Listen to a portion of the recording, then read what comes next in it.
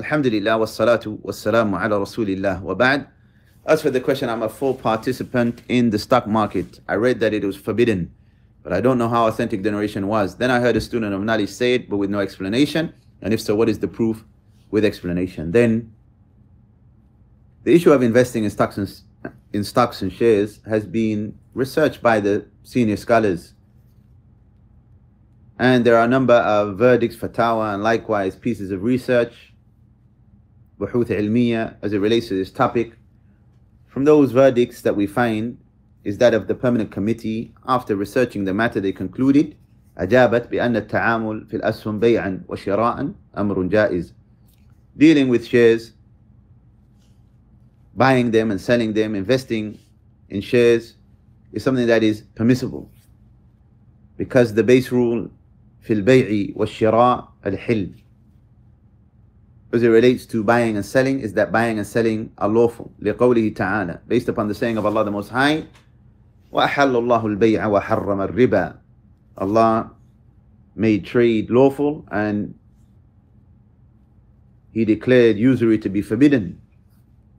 إلا ما دل دليل على استثنائه من هذا الأصل, unless there is a proof to establish an exception to this base rule.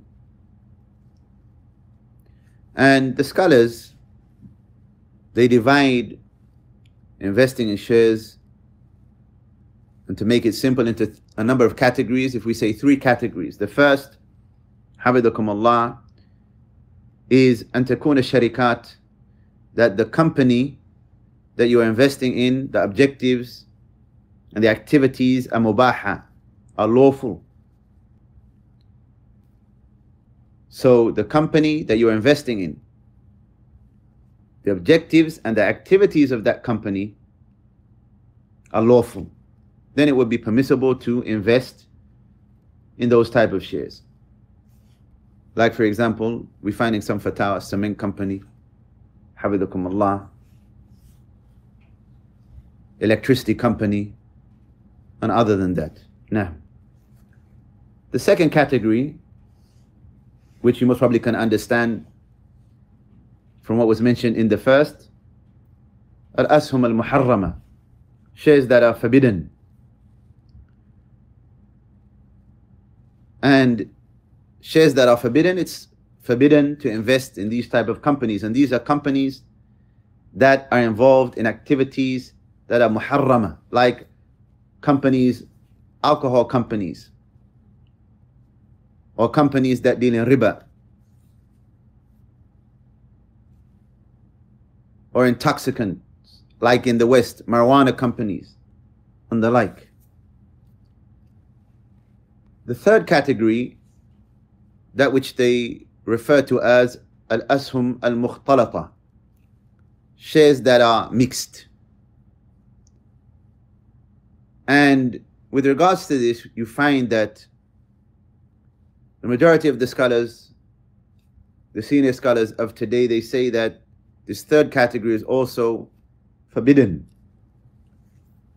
ولا يجوز التعامل بأسهم الشركات المختلطة. This is the position of the permanent committee, that it's not permissible to invest in a company that their shares, na'am, they are mixed. What does this mean? They say that the origin of the business of that company is something that is lawful. However, they're involved in forbidden activities, like, for example, usury, for example. They're involved in some type of usury and these transactions, whether it's taking it or giving it. Naam. So that's a brief summary, حفظكم Allah, as it relates to this issue. I would advise anyone, barakallahu feekum, that is thinking of investing, that alhamdulillah you get knowledge about this matter. And if there's a specific company that you ask, alhamdulillah, the scholars are accessible. And if you're investing on that level, barakallahu feekum, then choose some of the scholars that you trust. Do not look for rukhas, concessions, which are based upon weak opinions. Rather, you ask a scholar, tathiq, بعلمه ودينه, with his religion and with his knowledge, and you get some clarity about those affairs. Why? Because العلم قبل القول والعمل, knowledge precedes speech and actions. And I hope that brought a brief or concise clarity as it relates to, obviously, a topic that would be more detailed for somebody looking to invest in a specific company. There are just some basic guidelines. وجزاكم الله خيرا والله أعلم.